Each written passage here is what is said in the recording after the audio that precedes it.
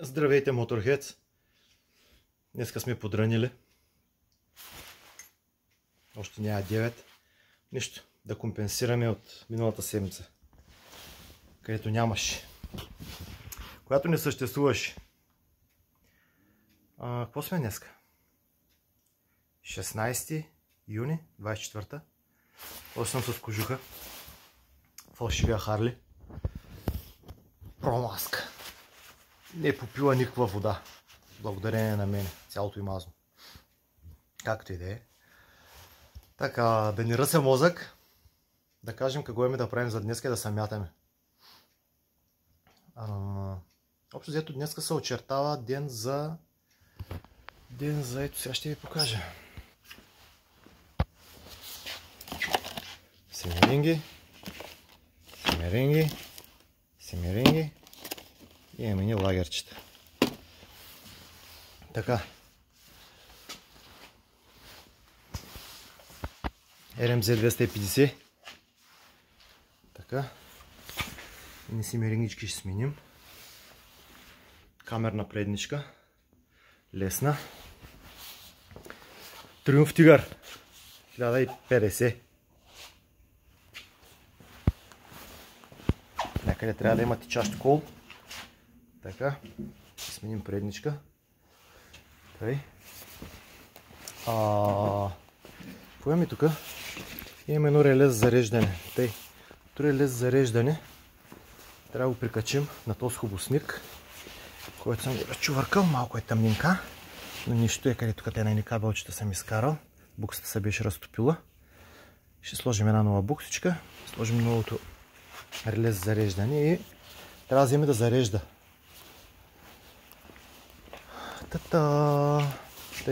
Другата предница е ето тази на този вулкан. Не знам дали се вижда добре. Няма значение. Добре знаете какво представлява тичаща предница. Много хубав цвят, много макефи. Не е жабешкото зелено като оригиналното на Кавазаки, ама няма значение. И ако не остане време, тук е едно много хубаво юзе. Много хубаво юзе. 22 година. Хубава силичка има. Ще се радвам още повече, ако можех да го карам. Ако знаех как да го използвам правилно по-точно. То карането е лесно, возенето е лесно, ама друго е да знаеш как да го използваш инструмента. Та проблема му какъв беше? Проблема му беше, че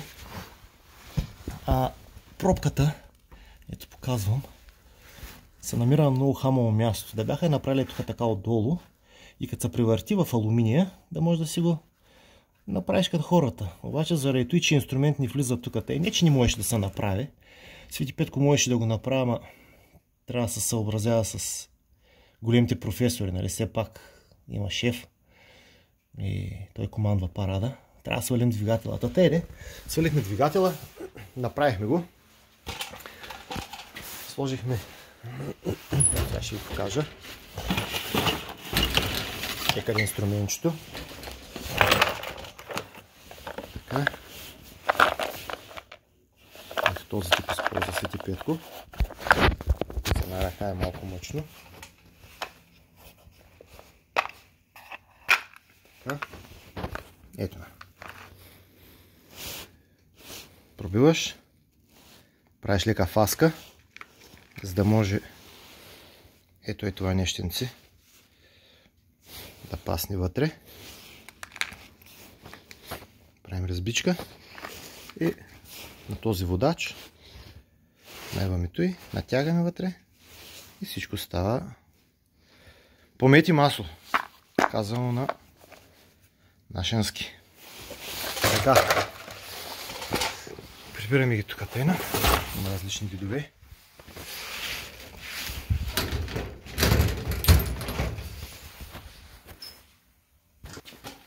И така, народе, на 2 на 3 запознах с днескашната работа. Ами да се мятам. Колко е? 9,4, 9,3-5 минути. Няма значение. Стига съм бръщолевил. Няма други интересни неща. Няма нищо за показване специално. Това е. Ден за семеринги на предниците. И едни лагер на трипътниците, ако останем екран за тях. Ето един Хубав изглед на юзето. Много му се кефя. Така, ще му се кефя още повече, както казах, ако знаех как се кара такъв мотор. За 100 години работа с мотор не се научих да кара мотор. И така. Чао ви, до другата седмица, ако има такава, защото миналата нямаше.